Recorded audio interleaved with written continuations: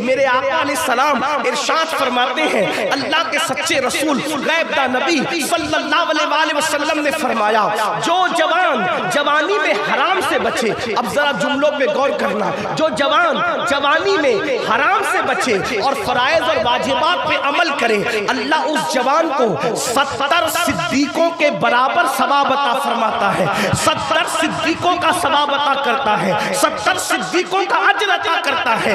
لوگ ولی بننے کی بات کرتے ہیں، ولایت اپنی جگہ، لیکن ولایت سے بھی بڑا مرتبہ صدیقیت کا مرتبہ ہے، شہید سے بھی بڑا مرتبہ صدیقیت کا مرتبہ ہے۔ نبوت اور صدیقیت کے درمیان اور کوئی مرتبہ اور درجہ نہیں ہے، نبوت کے بعد سب سے بڑا مرتبہ صدیقیت کا مرتبہ ہے، اور ایک تو صدیق نہیں، جوانی میں جو حرام سے بچے اللہ اس سے 70 صدیقوں کا ثواب عطا فرماتا ہے۔ سونا تجھے شرم نبی خوف خدا یہ بھی نہیں وہ بھی نہیں، رزق خدا کھایا کیا فرمان حق تالا کیا، شکر کرم ترس سزا یہ بھی نہیں وہ بھی نہیں، ڈر تھا کہ عصیاں کی سزا اب ہوگی یا روز جزا، ڈر تھا کہ عصیاں کی سزا اب ہوگی یا روز جزا، دی ان کی رحمت نے صدا یہ بھی نہیں وہ بھی نہیں۔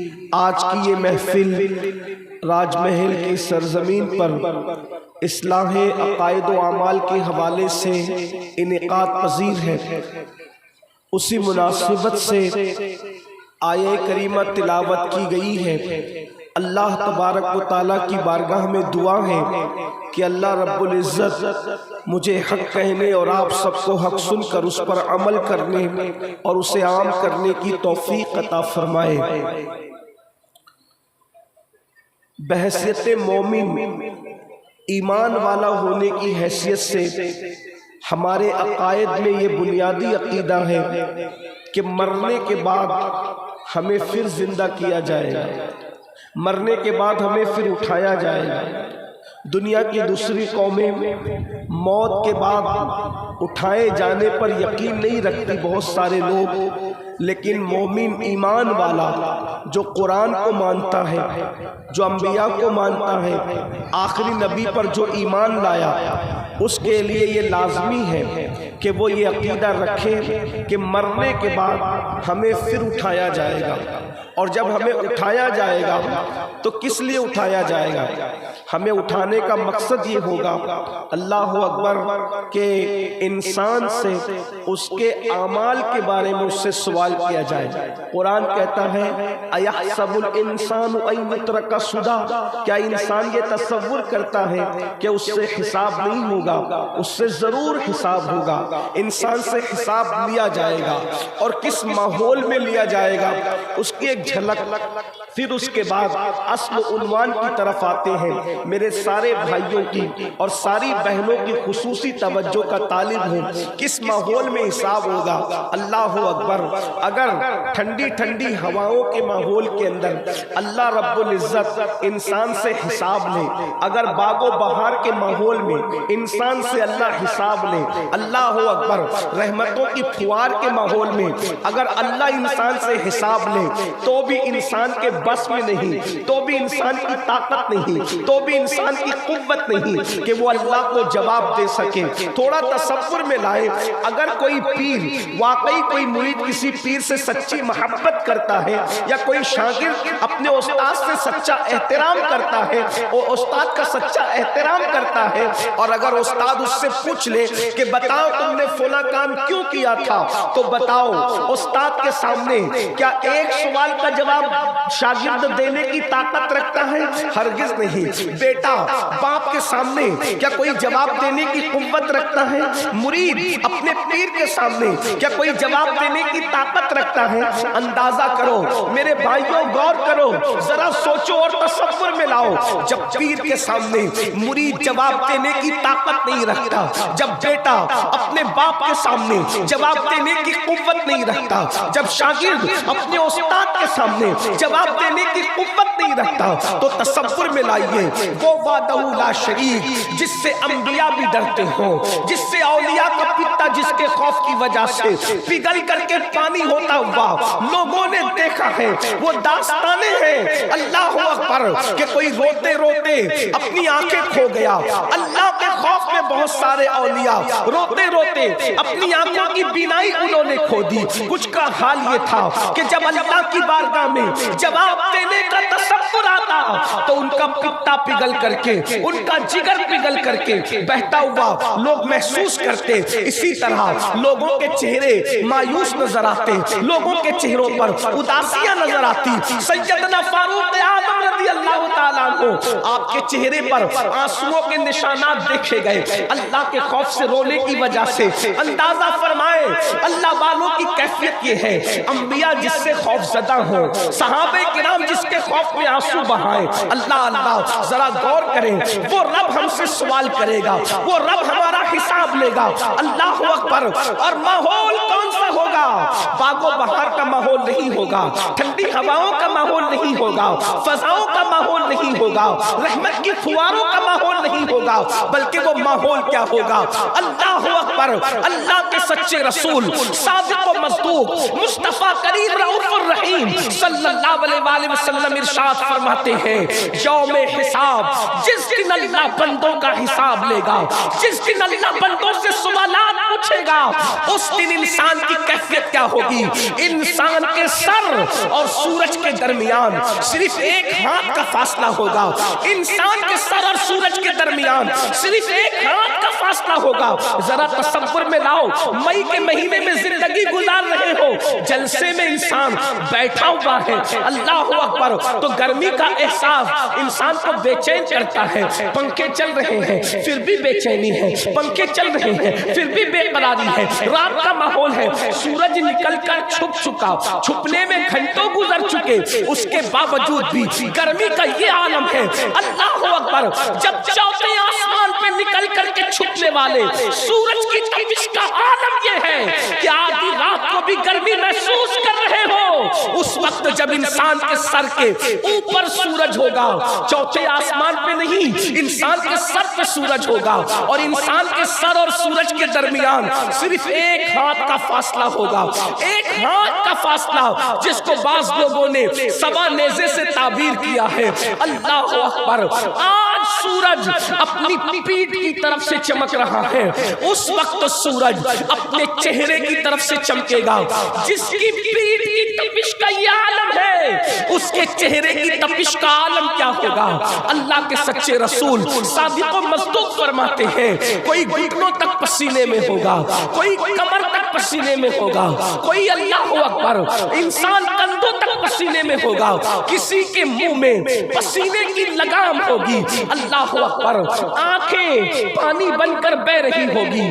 انسان کے سروں میں ان کا بھیجا ایسے کھولتا ہوگا جس طریقے سے چولہے پہ رکھی ہوئی ہانڈی کے اندر انسان پانی کھولتے ہوئے دیکھتا ہے، چولہے پہ رکھی ہوئی ہانڈی میں جیسے پانی کھولتا ہے، انسان کا بھیجا اس کی کھوپڑی میں کھول رہا ہوگا، ناک کے ذریعے سے، کان کے ذریعے سے اس کا بھیجا بہ رہا ہوگا. یہ انداز ہوگا. اس وقت اللہ بندے سے اس کے بارے میں پوچھے گا، اس کی زندگی کے بارے میں پوچھے گا، اس سے سوال کرے گا. سوال کئی ایک ہوں گے، سوال بہت زیادہ ہوں گے، لیکن ایک سوال قرآن یہاں بیان کر رہا ہے. ثُمَّ لَتُسْأَلُنَّ يَوْمَئِذٍ عَنِ النَّعِيمِ. اس ماحول میں اس دن ہم سے نعیم کے بارے میں پوچھیں گے. نعیم کے بارے میں اللہ تم سے پوچھے گا.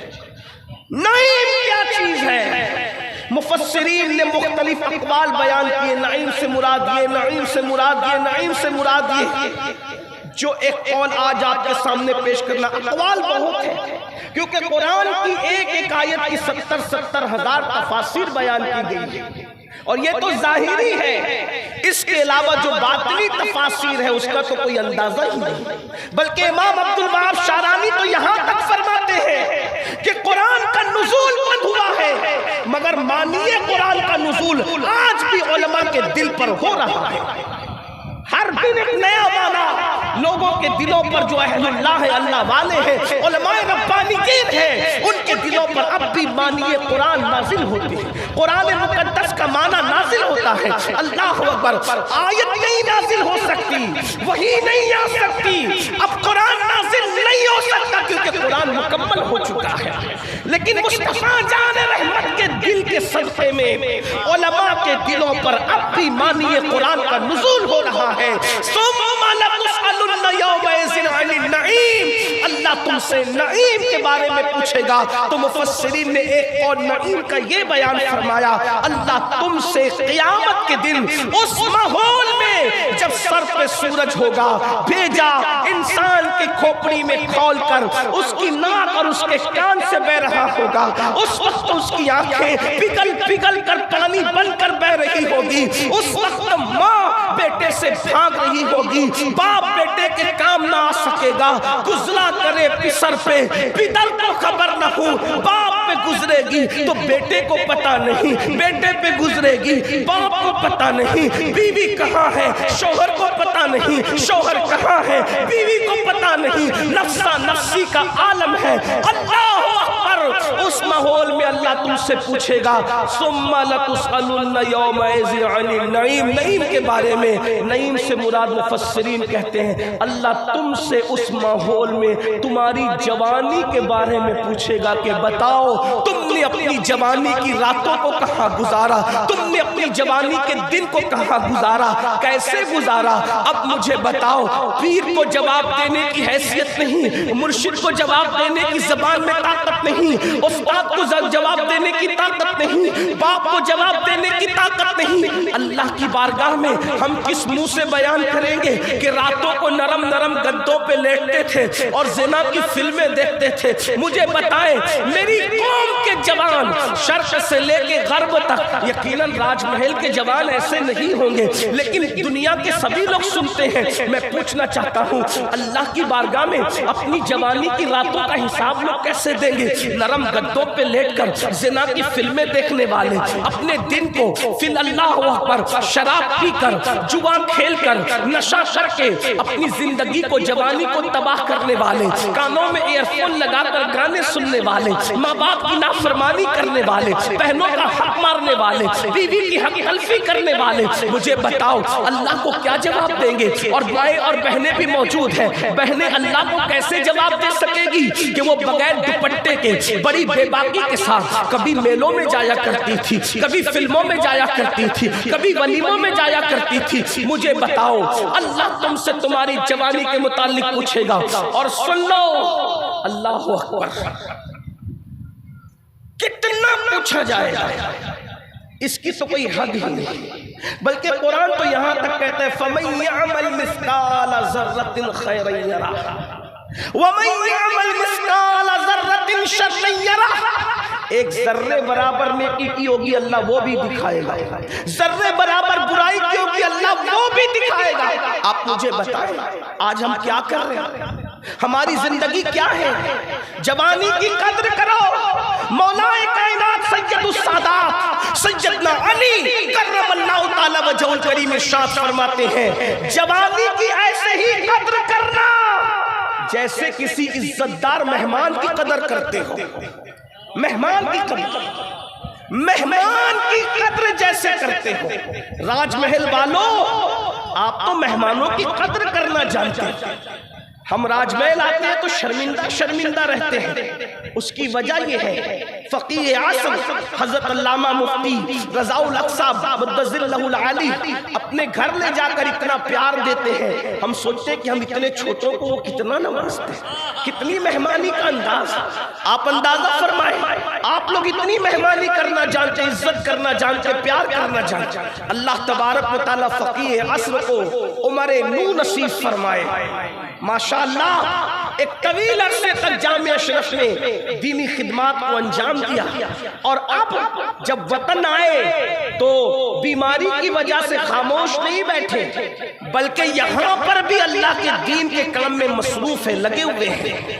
5 منزلہ بچیوں کے لیے ادارے کا قیام ہو رہا ہے، خانقاہ کا قیام ہو رہا ہے۔ دیکھیں تو صحیح یہ کیسا مفتی ہے کہ صرف درسگاہ کا قیام نہیں ہے بلکہ خانقاہ کا بھی قیام ہے۔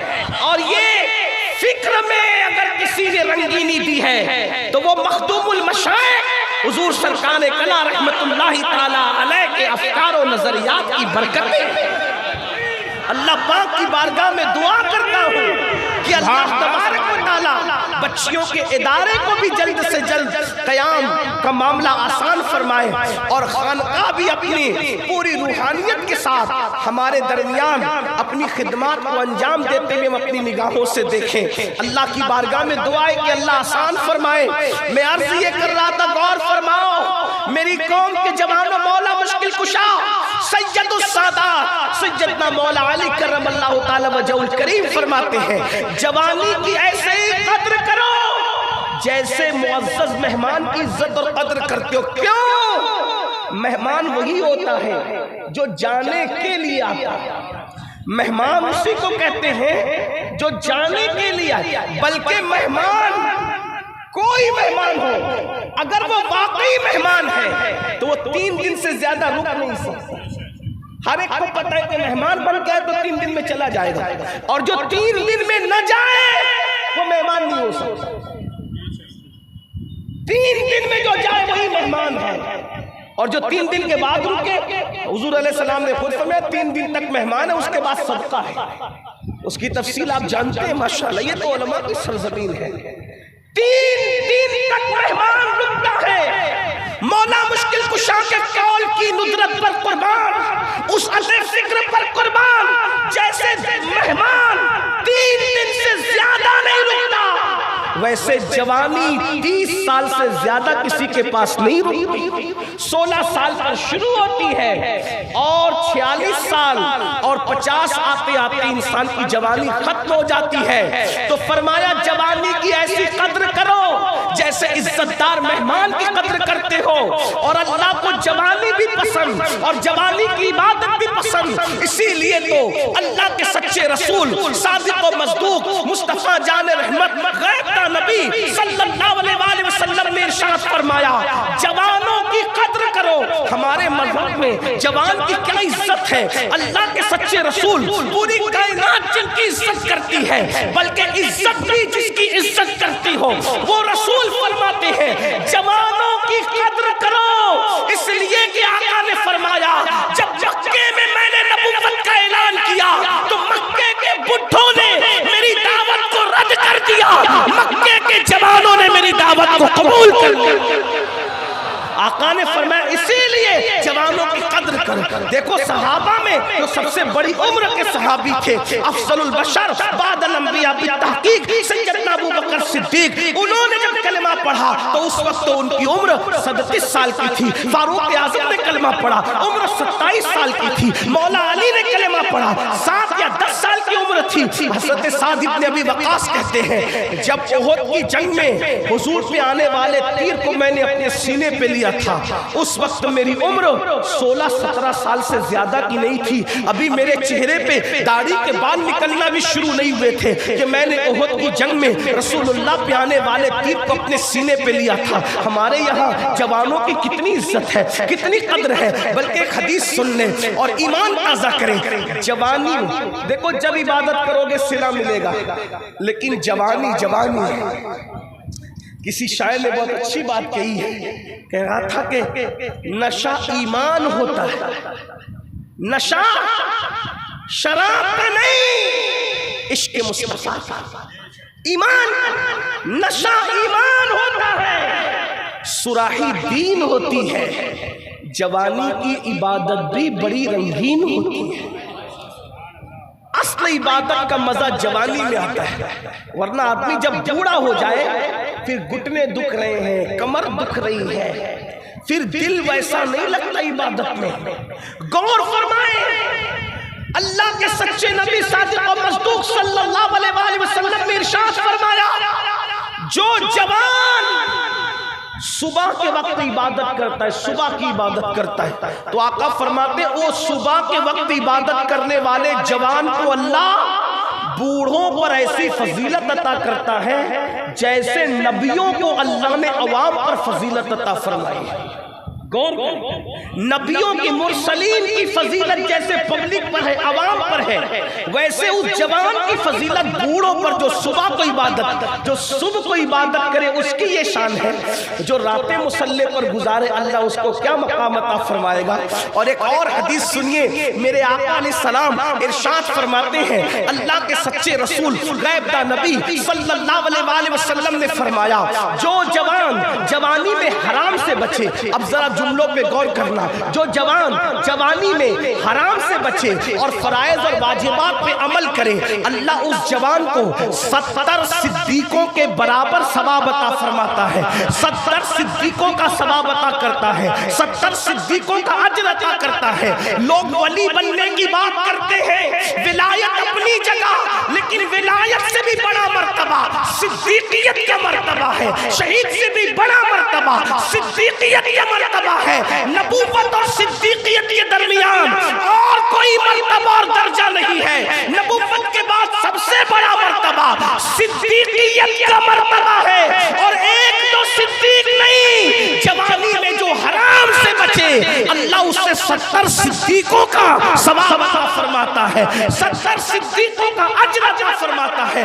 صرف حرام سے بچ جاؤ، فرائض اور واجبات کی پابندی کر لو۔ آئیے حرام سے کیسے بچے، کیا کیا حرام ہے، میں چند حرام آپ کو گناتا ہوں، اللہ کرے آپ بچ جائیں۔ صدیق ایک صدیق نہیں، 70 صدیقوں کا اجر۔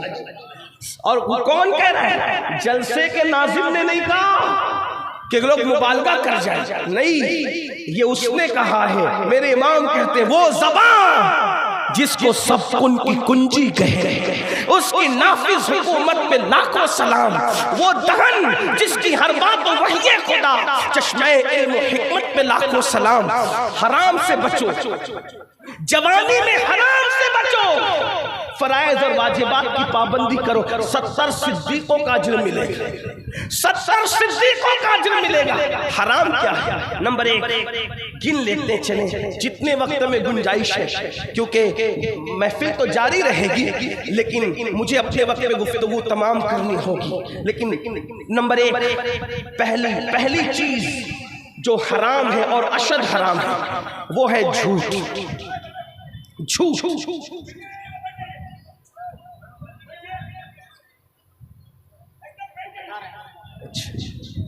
ایک بار درود شریف پڑھیں، بلند آواز سے درود شریف پڑھیں۔ رب صلی وسلم دائما ابدا علی حبیبک خیر الخلق کلہم۔ جلدی جلدی سے چلتے ہیں۔ جھوٹ آج ہمارے سماج میں، معاشرے میں جھوٹ کو حرام سمجھا ہی نہیں جاتا، جھوٹ فیشن۔ حالانکہ مذاق میں بھی جھوٹ بولنا حرام۔ اگر کوئی مذاق میں بھی جھوٹ بولے، جیسے مثال کے طور پر کہ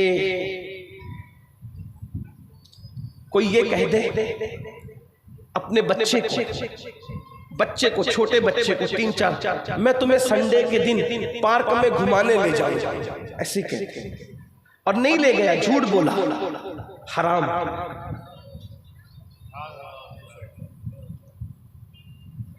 مذاق میں بول دیا، وہ دیکھو عبد الرحمن آ رہا ہے، حالانکہ کوئی نہیں آ رہا تھا، یہ بھی حرام۔ اندازہ فرمائے جس مذہب میں، اب ذرا توجہ سے میرے بھائیوں، ٹائم میرے پاس کم ہے، اگر آپ لوگ اسی طرح بات کرتے رہے تو میرا وقت، کوئی کچھ نہ کہے، میں عرض کر رہا ہوں کوئی کچھ نہ کہے، تھوڑی دیر سن لیں، بہت اچھے لوگ ہیں آپ، محبت والے لوگ، تھوڑی دیر سنیں۔ آدھے گھنٹے سے بھی کم میں گفتگو مکمل کر لوں گا، لیکن سن لیں، اس لیے کہ کبھی کبھی تو آپ لوگوں سے ملاقاتیں ہوتی، آپ لوگ بہت بڑے بڑے خطبہ کو بلاتے ہیں، سنتے ہیں، میں کوئی خطیب نہیں، میں صرف اپنے دل کا درد آپ کے دلوں کے دروازے پہ انڈیلنا چاہتا ہوں، بس، اور کوئی بات نہیں۔ جھوٹ مذاق میں بھی حرام۔ غور فرمائیں، جس مذہب میں مذاق میں بھی جھوٹ حرام ہو، آج وہ قوم مسجد کے اندر بیٹھ کر بھی جھوٹ بولتی۔ سوچو، بلکہ اللہ کے رسول صلی اللہ علیہ وآلہ وسلم سے پوچھا گیا کہ یا رسول اللہ صلی اللہ علیہ وآلہ وسلم، کیا کوئی مومن فلاں گناہ کر سکتا ہے؟ فرمایا ہاں کر سکتا ہے۔ ایک بہت بڑے گناہ کا نام لیا، میں نہیں لوں گا، اس لیے نہیں لوں گا کہ لوگ آج اس کا بھی مس یوز کر سکتے ہیں۔ تو کوئی مومن فلاں گناہ کر سکتا ہے؟ حضور علیہ السلام میں ہاں کر سکتا ہے۔ کوئی مومن فلاں گناہ بھی کر سکتا ہے؟ ہاں کر سکتا ہے۔ پھر پوچھا یا رسول اللہ کیا مومن جھوٹ بھی بول سکتا ہے؟ آقا نے فرمایا نہیں، جو مومن ہوگا وہ جھوٹ نہیں بول سکتا۔ غور فرمائے، کون اس کا مطلب یہ ہے ہم لوگ قادری بن گئے، برکاتی بن گئے، رضوی بن گئے، اشرفی بن گئے، وارثی بن گئے، مداری بن گئے، ہم مومن کب بنے؟ کامل مومن کب بنے؟ بڑی معذرت کے ساتھ اگر پیر و مرشد نے ٹوپی دی ہے، ہم اس ٹوپی کی کتنی عزت کرتے ہیں اور کرنا بھی چاہیے۔ پیر مرشد نے امامہ دیا ہے، شجرہ دیا ہے، پیر و مرشد نے اپنا لباس دے دیا ہے، کتنی عزت کرتے ہیں، سنبھال کے رکھا ہے۔ کہا کیا اس کو قبر میں لے جائیں گے؟ آپ سے پوچھتا ہوں پیر کے دیے ہوئے تحفے کی قدر ہے؟ رسول اللہ نے جو شریعت کا تحفہ دیا، اللہ کے قانون کا تحفہ دیا، قرآن جیسا عظیم تحفہ دیا، اس کی ہمارے نزدیک کیا قدر ہے؟ پیر کا شجرہ جتنا قیمتی ہے اس سے بڑھ کر سارے پیروں کے پیر، پیران پیر کے بھی پیر محمد رسول اللہ نے تو ہمیں قرآن جیسا عظیم دستور عطا فرمایا، وہ کہاں ہے؟ وہ زندگیوں میں کہاں ہے؟ شجروں کی بالکل عزت کی جاتی اور کی جائے گی، ہم اس کے کبھی مخالف ہیں۔ لیکن میں تو یہ کہتا ہوں سنیوں سے زیادہ قرآن کی اہمیت کو کوئی سمجھ نہیں سکتا۔ کیوں؟ اس لیے کہ جو قوم پیر کے شجرے کو اتنا جان سے زیادہ عزیز سمجھتی ہو، وہ رسول اللہ کی دی ہوئی کتاب کو کتنا عزیز سمجھنا چاہیے۔ لیکن بڑی معذرت کے ساتھ ہم نے زور اور چیزوں پہ دیا، حقائق سے ہم کہیں نہ کہیں آنکھیں چرا رہے۔ اور سن لو، اپنے زمانے کے بڑے بڑے مفتیوں کے درمیان اگر میں غلطی کروں تو یہ میری اصلاح کریں گے، اور یہ صرف دارالعلوم والے درسگاہی لوگ نہیں بلکہ خانقاہی لوگ بھی ہیں۔ سن لینا، اگر رسول اللہ کے دیے ہوئے قرآن کی قدر نہیں کرو گے تو پیر کا شجرہ قبر میں رکھنا کوئی تمہارے کام نہیں آ سکے گا۔ قرآن کو چھوڑ دیا، جو قوم قرآن کو چھوڑ دے اللہ کے رسول اس کے خلاف اللہ کی عدالت میں شکایت کریں گے، اللہ میری قوم نے میرے قرآن کو چھوڑ دیا تھا۔ جس کی شکایت شافعی یوم النشور کرے اس کی سفارش کون کرے گا؟ کون اس کی سفارش کرے گا؟ اور قرآن میں ہے کہ اللہ رب العزت جھوٹوں پر لعنت کرتا ہے، لعنت اللہ علی الکاذبین، جھوٹوں پہ اللہ کی لعنت ہے۔ حدیث پاک میں آیا جب کوئی بندہ ایک بار جھوٹ بولتا ہے تو اس کے منہ سے اتنی بدبو نکلتی ہے کہ 1 میل دور فرشتہ ہٹ جاتا ہے۔ تمہارے ہم نے بڑے بڑے منجن بہت زیادہ قیمتی جو ہے وہ ٹیوب پیسٹ استعمال کر کے منہ کی بدبو دور کرنے کی کوشش کی، وہ جھوٹ کی بدبو جس سے فرشتہ دور ہٹتا ہے، اس کے لیے کون سی صفائی کا انتظام کیا؟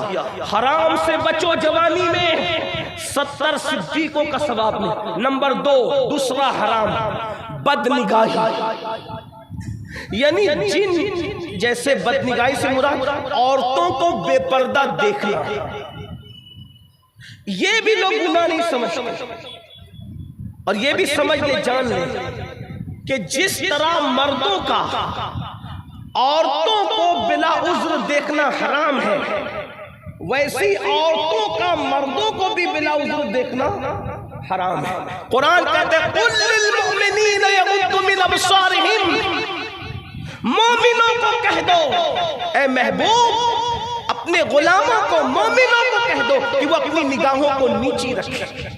آج بد نگاہی جو حرام ہے، بلکہ حدیث پاک میں آیا کہ شیطان کے تیروں میں سے تیر ہے بد نگاہی، یعنی عورتوں پہ بدی کی نظر ڈالنا، عورتوں پر پاپ کی نظر ڈالنا، عورتوں پر گناہ کی نظر ڈالنا۔ کتنے لوگ نظروں کو بچاتے ہیں، نگاہوں کو کتنے لوگ بچاتے ہیں، کتنے لوگ حفاظت کرتے ہیں۔ سید الطائفہ حضرت جنید بغدادی رضی اللہ تعالیٰ عنہ فرماتے ہیں ہو سکے تقوی کی بات، ہو سکے اگر تمہیں دودھ دونے کی ذمہ داری نہیں ہے، دودھ دونا تمہارا کام نہیں ہے، تو ہو سکے تو بکری اور گائے کے تھنوں کو بھی دیکھنے سے پرہیز کیا کرو، یہ تقوی سے زیادہ قریب ہے، یہ پرہیزگاری سے زیادہ کریں۔ ایک بار جنید بغدادی سرکار کی بارگاہ میں جوان آ کے کہتا ہے حضرت مجھے نماز میں لذت نہیں ملتی، تو فرمایا شاید تو نے کسی زانی کی آنکھوں میں تک لیا ہے، اس لیے اللہ نے تجھ سے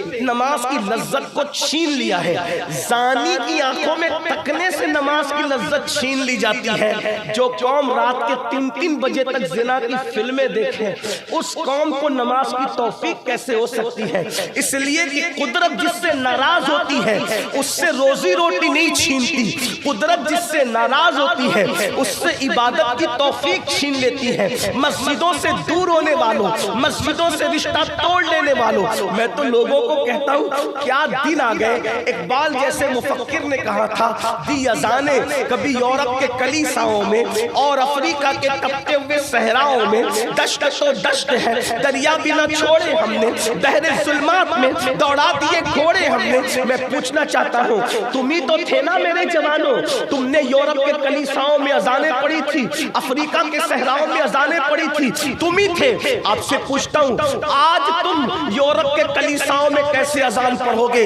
جس کی حالت آج اتنی گر چکی، جو خود کے پیدا کیے ہوئے بچے کے کان میں اذان دینے کا علم نہیں رکھتا، وہ یورپ کے کلیساؤں میں کیسے اذان دے سکتا ہے؟ وہ افریقہ کے صحراؤں میں کیسے اذان دے سکتا ہے؟ کتنے حالات گر گئے، دین سے کتنے دور ہو گئے۔ آؤ سیدنا سلمان فارسی سرکار ارشاد فرماتے ہیں، حضرت سلمان فارسی کون ہے؟ اللہ اکبر، جن کے بارے میں میرے آقا نے ارشاد فرمایا کہ سلمان میری امت کے زاہدوں میں سے۔ کیسا زاہد؟ عراق کا گورنر بننے کے بعد بھی جس نے چھت کے نیچے کبھی سونا پسند نہیں کی، بغیر چھت ایک درخت کے نیچے عراق کا گورنر رہتا تھا، جس کا خود کا گھر نہیں تھا اسے سلمان فارسی کہتے ہیں، جس نے کبھی اپنا گھر نہیں بنایا اس کو سلمان فارسی کہتے ہیں۔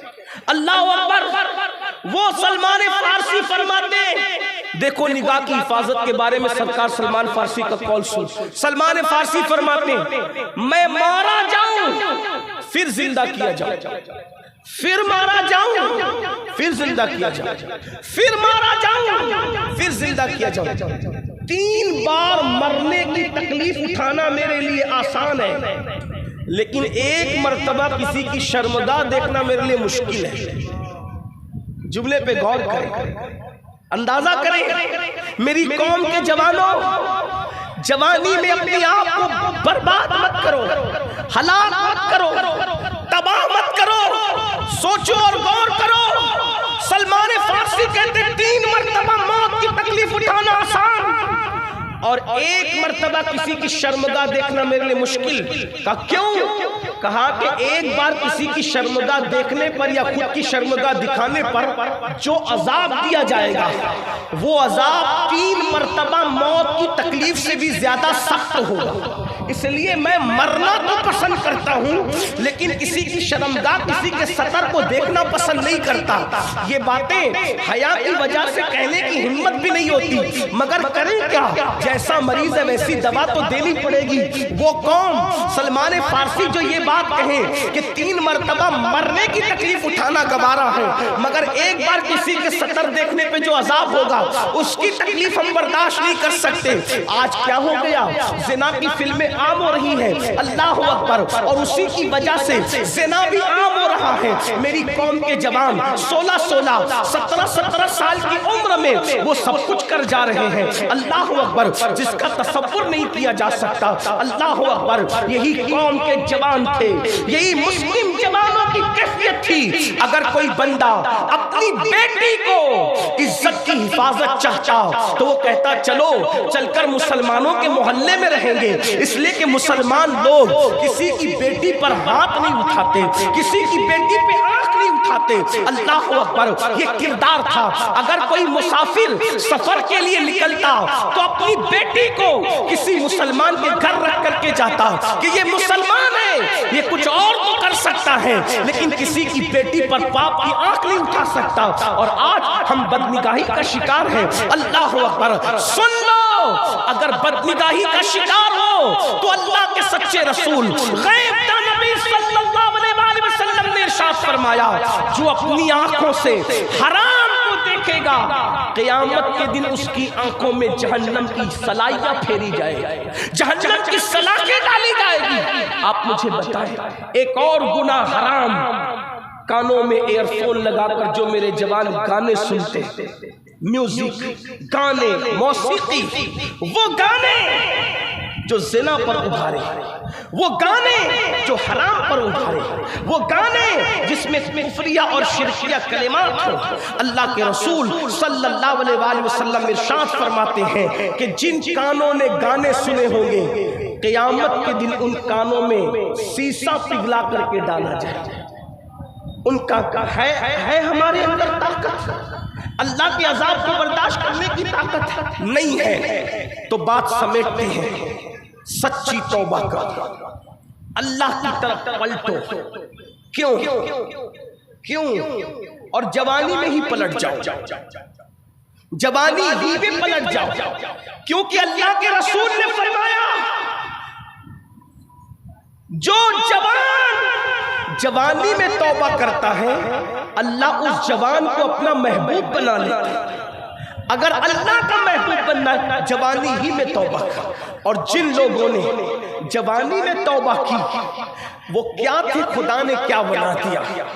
اختتامیہ کے طور پہ اپنی بہنوں کی بھی توجہ چاہتا ہوں، اس لیے کہ بہنیں بھی، پہلے عورتیں گناہ کے معاملے میں اتنی آگے نہیں تھی، لیکن برا ہو سیریلوں کا، برا ہو فلموں کا، اس نے بھی عورتوں کو بہت مس گائیڈ کیا۔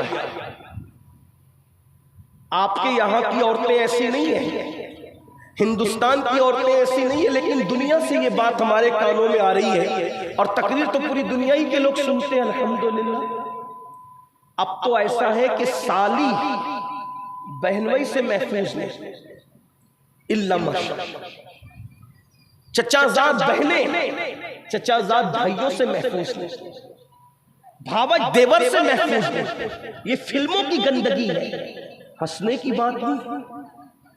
ایک دور وہ تھا میرے بھائیوں کہ بھابھی کا چہرہ دیور پوری زندگی نہیں دیکھتے، اور بھابیاں دیوروں کے سامنے کبھی بے پردہ نہیں آتی۔ اور آج تو لوگ کہتے ہیں بھابھی دیور کا رشتہ تو ہنسی مذاق ہے، یہ کوئی اور مذہب میں ہو سکتا ہے، اسلام میں نہیں ہو سکتا۔ اسلام میں تو ہم دیور جانتے ہیں مولا علی جیسے، اور بھاوت جانتے ہیں سیدہ عائشہ صدیقہ جیسے۔ ہمارے مذہب میں تقدس، ہمارے مذہب کی پوترتا کی ہے۔ کیا ہو گیا، کیا ہوا ہے میری قوم کو؟ اللہ اکبر، یہ سب گندی سیریلوں کی گندگی ہے۔ اپنے گھروں سے سیریلوں کا خاتمہ ہونا چاہیے۔ بہت شوق سے آج قوم کی بچیاں پاکستانی سیریل دیکھتی، ہندوستانی سیریل دیکھتی، اور بچیاں بہت شوق سے کہتی ہندوستان اور پاکستان کے جو سیریل ہیں اس میں گھریلو داستان، کوئی گھریلو داستان نہیں ہے، اس میں افیئر سکھایا جا رہا ہے، دیور بھاوج کی گندگی کے تعلقات سکھائے جا رہے ہیں، سالی اور بہنوئی کو گندگی کی ٹریننگ دی جا رہی ہے۔ یہ ساری چیزوں پر آپ کی نظر ہونی چاہیے۔ اپنے گھروں میں اسلامی ماحول بناؤ، اپنے گھروں میں اسلامی کلچر کو رواج دو، اپنے گھروں میں تقوی پرہیزگاری کے ماحول کو رواج دو۔ آج لوگ کہتے ہیں ہم دنیا میں اسلام کا پرچم لہرائیں گے، میں کہتا ہوں اپنے گھر کی سلطنت تیرے ہاتھ میں ہے۔ جب تو اپنے گھر میں اسلام قائم نہ کر سکا تو تو محلے میں کیا اسلام قائم کرے گا میرے بھائی؟ تو دنیا میں کیا اسلام قائم کر؟ تیرے گھر میں تیری چلتی ہے، جب تو نے وہاں اسلام قائم نہیں کیا بتا۔ یہ بہنیں بیٹھی ہوئی ہیں، ان سے کہتا ہوں سن لے وہ بھی توجہ کے ساتھ۔ پہلے کی عورتیں کیسی تھی؟ مر جانا گوارا تھا، کسی مرد کے سامنے آنا گوارا نہیں تھا۔ حضرت رابعہ بصری نام سنا ہوگا، وہ رابعہ کعبہ جس کے استقبال کے لیے آتا ہے. مشہور واقعہ بار بار آپ نے سنا ہوگا, اگر نہیں سنا ہے تو 2 جملے میں صرف اشارہ کر دوں, واقعہ نہیں بتاتا. جب رابعہ بصری حج کے لیے گئی تو کیا دیکھا کہ کعبہ رابعہ کے استقبال کے لیے آیا. تو رابعہ نے کعبہ دیکھ کے کہا, اے کعبہ تو کیوں آیا؟ میں تجھے تو دیکھنے نہیں آئی تھی, میں تو یار کے دیدار کے لیے آئی تھی. وہ رابعہ بصری ایک مرتبہ جا رہی ہے رستے سے, کسی مرد نے دیکھ لیا. رابعہ بصری کو کسی مرد نے دیکھ لیا. توجہ کریں, آج مرد دیکھ لے, مرد پکڑ لے, چوڑی پہنانے کے بہانے عورتیں اپنا ہاتھ مردوں کے ہاتھ میں دیتی. اب تو مہندی لگانے کے لیے بھی عورتیں, آپ کے یہاں ایسا نہیں ہوگا مجھے پتا ہے, لیکن بڑے شہروں میں ایسا ہے. اور ویکسین کے طور پر میں یہ باتیں پیش کر رہا ہوں. مہندی لگانے کے لیے عورتیں مردوں کے پاس جاتی ہے, اس میں تو بہت سے مسلمان بھی نہیں ہوتے, اور وہ ٹائٹ جینس پہن کے بیٹھتے کمینے جان بوجھ کر خبیث, اور وہ تمہاری عورتوں کی کوہنیاں اپنی مانڈی پر رکھتے ہیں, اور مانڈی پہ رکھ کر کے پھر دلہنوں کو مہندی لگاتے ہیں. اور کس طرح پکڑتے ہیں, میں بزرگوں کے تقدس کے خیال سے اور منبر کے احترام کے خیال سے یہاں اس کا تذکرہ نہیں کرنا چاہتا, ورنہ ہم لوگ گراؤنڈ ریئلٹی کے لوگ ہیں, زمینی حقائق کے لوگ ہیں. ہم دنیا کے جو وہ آسمان کے اوپر اور زمین کے نیچے کی بات کرنے سے پہلے زمینی حقائق کو آپ کے سامنے پیش کرنا چاہتے ہیں. غور کر لیں, اچھی طرح غور کر لیں. تمہاری غیرت کہاں مرتی ہے جب تم غیر مسلم لڑکوں کے پاس اپنی بیٹیوں کو مہندی کے نام پہ بیچتے. دلہن کو ہاتھ اس کا شوہر بعد میں لگاتا ہے, پہلے وہ مہندی لگانے والا اور چوڑی پہنانے والا تمہاری بیٹیوں کو, تمہاری بچیوں کو اور تمہاری ہونے والی بہووں کو ہاتھ لگاتا ہے, اور اس کے بعد مہندی والا ہاتھ لگا کے کچل چکا, چوڑیے والا ہاتھ لگا کے کچل چکا, پھر رہی صحیح کسر وہ کیمرہ مین پوری کر لیتا ہے جو ویڈیو شوٹنگ کے موقع کے لیے آپ کے گھروں کی شادی میں آتا ہے. وہ باضابطہ طور پر لڑکیوں کو ہاتھ سے ٹرین کرتا ہے, اس طرح ہاتھ رکھو, ہاتھ لگا کے اس طرح دوپٹہ رکھو. کہاں جاتی ہے غیرت؟ اللہ کے رسول نے ایسے مردوں کے بارے میں کیا کہا؟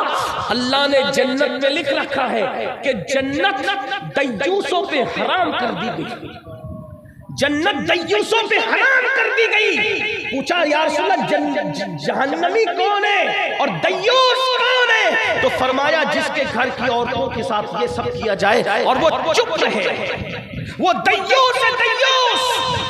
ارے تمہارے کلیجے کو کیا ہو گیا مسلمانوں؟ ایک دور وہ تھا کہ غیرت کی وجہ سے مسلمان اپنی بیٹی کے صرف دیکھ لینے والے کو برداشت نہیں کرتا تھا, اور آج مہندیوں کے نام پہ, چوڑیوں کے نام پہ, بیوٹی پارلروں کے نام پہ یہ سب کچھ ہو رہا ہے. کہاں ہیں ہم, کہاں ہیں ہم؟ یہ دیوسیت تمہیں برباد کر رہی ہے. تو عرض یہ کر رہا تھا کہ رابعہ بصری کو ایک مرد نے صرف دیکھ لیا, اللہ کا خوف اتنا طاری ہوا کہ اللہ کے خوف سے رابعہ زمین پہ گر گئی اور ہاتھ ٹوٹ گئے. ہاتھ ٹوٹا تو کہا اللہ تیرا شکر ہے.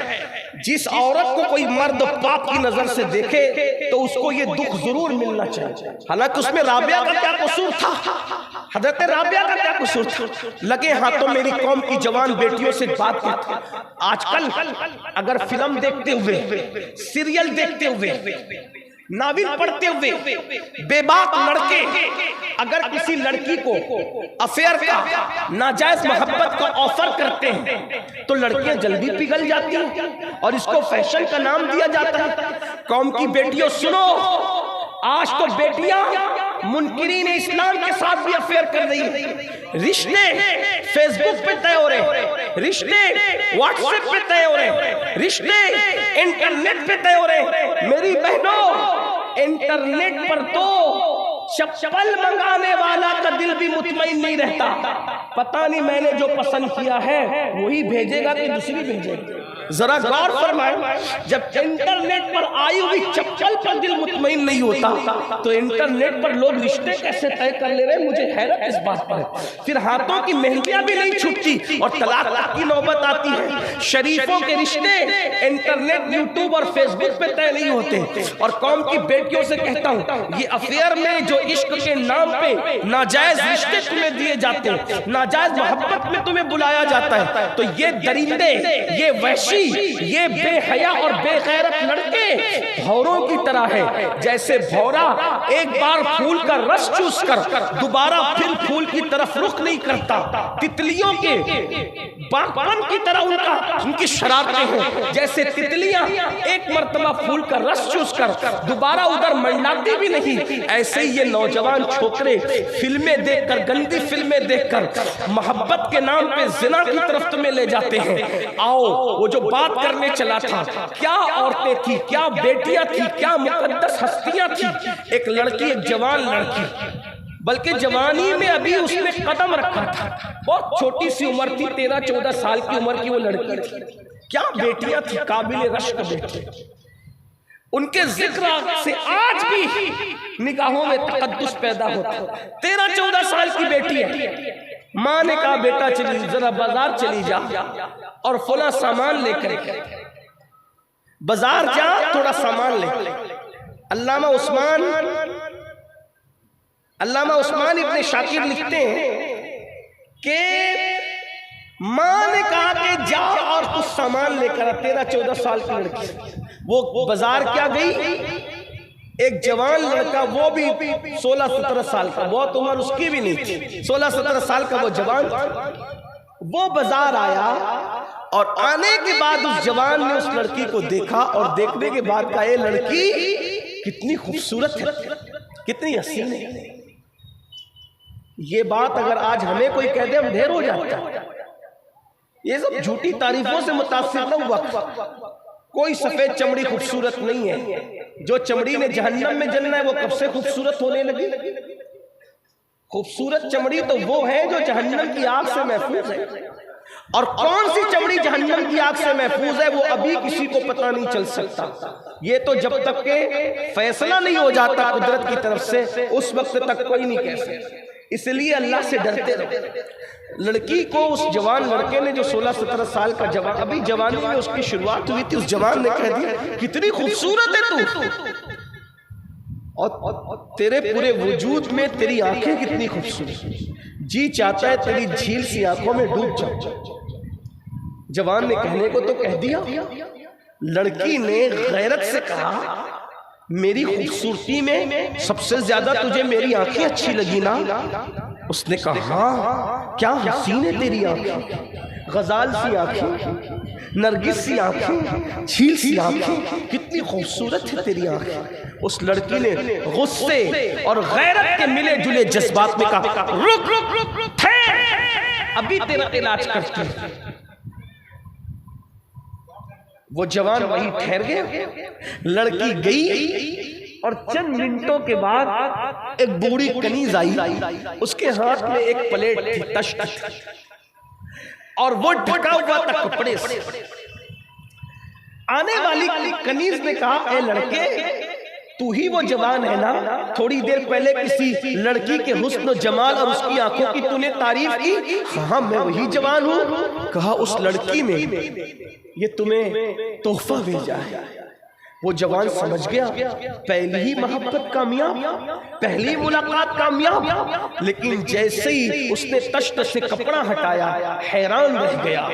ایک چٹھی تھی اور خون آلود کٹی ہوئی آنکھیں، کٹی ہوئی آنکھیں خون آلود تشت میں رکھی ہوئی، اور ساتھ ایک چٹھی اٹھا کے پڑھا تو لکھا ہوا تھا اے جوان میری آنکھیں تجھے خوبصورت لگی ہے نا، اس لیے میں نے یہ آنکھیں کاٹ کر تجھے بھیج دیا، یہ کٹی ہوئی آنکھیں لے لے اور مجھے بھول جا، دوبارہ مجھے کبھی یاد مت کرنا۔ وہ آنکھیں جو مردوں کو میری طرف متوجہ کر کے مجھے پاپ میں مبتلا کریں، ایسی آنکھیں میں اپنے ماتھے پر کبھی رکھنا پسند نہیں کر سکتی۔ میں اندھی بن کر تو رہنا پسند کر سکتی ہوں، مگر بے حیا اور بے غیرت بن کر کے رہنا پسند نہیں کر سکتی۔ اس جوان کے پیروں کے نیچے سے زمین کھسک گئی اور اس جوان نے سوچا یا اللہ، میرے چند جملوں کی وجہ سے ایک لڑکی کی آنکھیں چلی گئی، وہ نابینا ہو گئی، وہ اندھی ہو گئی، کون اس سے شادی کرے گا؟ کون اس کو بیوی بنائے گا؟ کون اس سے نکاح کرے گا؟ چلو اللہ سے توبہ، اللہ کی بارگاہ میں توبہ کرنا چاہیے۔ وہ جوان گھر آیا بوجھل قدموں سے، پوری رات تڑپتا رہا، روتا رہا، معافی مانگتا رہا۔ کسی کہنے والے نے بہت اچھا جملہ کہا ہے، دل دکھاتے ہیں مخلوق کا اور توبہ کرتے ہیں اللہ کی بارگاہ میں۔ حالانکہ قدرت تو قانون بنا چکی ہے کہ جب تک میرے بندے معاف نہیں کریں گے، حق تلفی کرنے والوں کو میں بھی معاف نہیں کروں گا۔ لیکن وہ جوان سوجھ بوجھ والا تھا، اس جوان کی کوئی بے ادبی نہیں کر رہا، اس کی انداز بیاں ایسا ہے، ورنہ تصور میں بھی کہیں اس جوان کی بے ادبی نہیں ہے۔ وہ جوان میرے سر پر، میری آنکھوں پر، میرے دل پر، میرے قلب پر، میرے جگر پر اس کی نالین کا نقش، لیکن اللہ اکبر، رات بھر روتا رہا، توبہ کرتا رہا۔ صبح ہوئی، دل میں خیال آیا، اے جوان، دل دکھانا مخلوق کا اور توبہ کرنا رب کی بارگاہ میں، چلو اس سے بھی تو معافی مانگ لیں، اس سے بھی تو معافی طلب کر لیں۔ اور وہ جوان جب گیا اس لڑکی کے محلے میں تو کیا دیکھا کہ پورا محلہ غم میں ڈوبا ہے اور لوگ کسی جنازے کو پورے عزت اور احترام کے ساتھ اٹھا رہے ہیں، پورے محلے کو روتا دیکھا۔ اس جوان نے کہا کس معزز ہستی کا انتقال ہو گیا کہ پورا محلہ غم میں ڈوبا ہوا ہے، ایک گھر نہیں پورا محلہ۔ تو کسی نے کہا پتہ نہیں کون منچلا تھا، پتہ نہیں کون دیوانہ تھا، ہمارے محلے کی بیٹی کل صبح بازار گئی، اس کی آنکھوں کی کسی نے تعریف کیا کر دی، غیرت کی وجہ سے اس بیٹی نے آنکھیں کاٹ کے اس کو بھجا دیا، اور غیرت کی وجہ سے آنکھیں تو کاٹ لی لیکن برداشت نہ کر سکی، دن بھر تڑپتی رہی، رات بھر تڑپتی رہی، آنکھوں کا کاٹنے کا دکھ اس سے برداشت نہ ہوا، اور صبح ہوتے ہوتے اس بیٹی کا انتقال ہو گیا۔ ہماری غیرت مند بیٹی نے آبرو بچانے کے لیے اپنی جان تک دے دی، مر گئی، وہ دنیا چھوڑ دیا اس نے۔ اس جوان نے کہا اے جوان، تیرے چند جملوں نے صرف کسی کی آنکھیں نہیں بلکہ کسی کی جان تک لے لی ہے۔ ایک قوم کی بیٹی نے صرف آنکھیں نہیں کھویا بلکہ تیرے چند جملوں کی وجہ سے اس نے تو جان کھو دی ہے۔ مر گئی ایک قوم کی ایک بغیرت بیٹی، ایک باغیرت بیٹی مر گئی ایک قوم کی۔ اے جوان، تینے کیا کر دیا؟ احساس، احساس، احساس۔ پھر اس جوان نے جو 16-17 سال کا جوان تھا، اس نے اللہ کی بارگاہ میں سچی توبہ کی، مولا میرے چند جملوں سے کسی کی آنکھ جا سکتی ہے، کسی کی جان جا سکتی ہے، اب میں تجھ سے وعدہ کرتا ہوں کہ کبھی بھی میں کوئی عورت تو کیا کسی مرد کو بھی نظر بھر کے نہیں دیکھوں گا۔ اور پھر توبہ کے بعد وہ جوان ایک مرشد کی تلاش میں تھا، اور اس جوان کو مرشد ملا تو سید السادات، خاتم الولایت، فاتح خیبر، سیدنا علی ابن ابو طالب جیسا مرشد ملا۔ اور پھر وہی جوان دنیا میں امام حسن بصری کے نام سے مشہور ہو گئے، اور اسی حسن بصری کو پھر وہ مقام ملا کہ رسول اللہ کا معراج والا جبہ جو رسول اللہ نے مولا علی کو دیا تھا، وہ جبہ مولا علی نے امام حسن بصری کو عطا فرمایا۔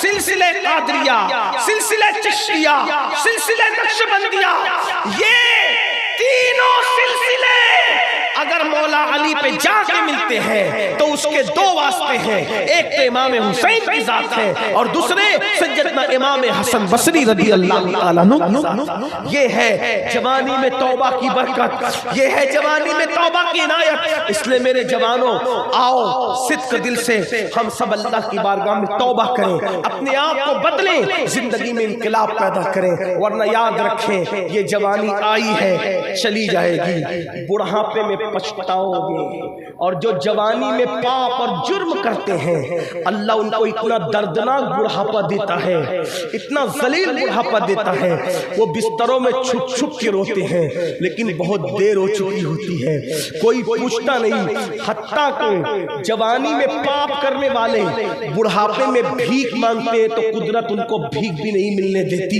سید الطائفہ حضرت جنید بغدادی بغداد کے بازار سے گزر رہے تھے، ایک بڈھا بھیک مانگ رہا تھا، بغداد والے اس کے کٹورے میں بھیک بھی نہیں ڈال رہے تھے، تو کسی نے کہا مرشد بغداد والے اتنے سخت دل ہو گئے کہ اس بڈھے کو بھیک بھی نہیں دیتے؟ تو مرشد جنید بغدادی نے فرمایا تھا کہ شاید اس نے جوانی میں پاپ کیے ہوں گے، اس لیے اللہ نے اس کو اتنا ذلیل بڑھاپا دیا۔ اور جب تحقیق کی گئی تو پتا چلا کہ سرکار جنید بغدادی کا اندازہ صحیح تھا۔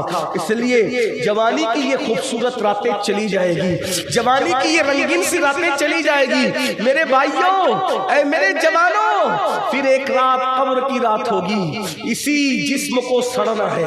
جوانی میں پاپ کرنے والوں، پاپ کرو گے تو یہ جسم قبر میں سڑے گا، بدبودار ہوگا، اس کو قبر کی مٹی کھائے گی، اس کو قبر کی مٹی کھائے گی، اس میں کیڑے چلیں گے، یہ آنکھیں بہے گی۔ یہ بددعا کے طور پہ نہیں کہہ رہا ہوں، یہ باتیں حدیث میں آئی ہیں، یہ باتیں روایتوں میں آئی ہیں، یہ باتیں مشاہدے کی ہے۔ قبروں میں مٹی پگھال دے گی جسم کو۔ سوچو تو صحیح، جو جسم مچھر کا ڈنگ برداشت نہیں کر سکتا، جو جسم مکھی کا ڈنگ برداشت نہیں کر سکتا، جوانی میں پاپ کرنے والوں، جب اس کو کیڑے پڑیں گے، اس جسم میں کیڑے پڑیں گے، پاپ کرنے والوں کیڑے، تو کیسے برداشت کرو گے؟ کون بچائے گا؟ سفید کپڑے پہن کر اسمارٹ بننے والوں، چہرے پہ گازے حسن بن کر مل کے خوبصورت بننے والوں، کاسمیٹک آئٹم کا استعمال کر کے حسین بننے والوں، کاسمیٹک آئٹم کے استعمال کو میں منع نہیں کرتا، اگر حرام نہیں ہے تو خوبصورتی کے لیے استعمال کر سکتے ہو، لیکن یاد رکھو دنیا میں چمڑی کو چمکا کے کیا ملے گا؟ اگر پاپ کر رہے ہو تو اسی خوبصورت چمڑی کو قبر کے کیڑے کھائیں گے۔ اس لیے توبہ کر لو، سدھر جاؤ، بدل جاؤ، تبدیل ہو جاؤ، اللہ کو راضی کر لو، اللہ کو منا لو۔ اگر جوانی میں خدا کو منا لیا تو قبر کے کیڑے تو دور کی بات ہے، انشاءاللہ تمہارا کفن بھی میلا نہیں ہوگا اور دنیا کہنے پہ مجبور ہو جائے گی زمین میلی نہیں ہوتی، زمن میلا نہیں ہوتا، محبت کے غلاموں کا کفن میلا نہیں ہوتا۔ نعرہ تکبیر، نعرہ رسالت، فیضان مخدوم اشرف کانفرنس۔ استغفر اللہ وما علینا الا البلاغ۔ السلام علیکم ورحمۃ اللہ وبرکاتہ۔ جائیں نہیں، محفل جاری رہے گی، آپ تشریف رکھیں، محفل کے تقدس کو قائم رکھیں۔ اس تقریر کو زیادہ سے زیادہ اپنے دوستوں کے ساتھ شیئر کریں، اور آپ نئے ہو تو ہمارے چینل آنکھیں نیٹ ورک کو سبسکرائب کریں، اور بھی بہت سارے تقریر، قرات، منقبت، نعت شریف پانے کے لیے ہمارے چینل کو سبسکرائب کریں۔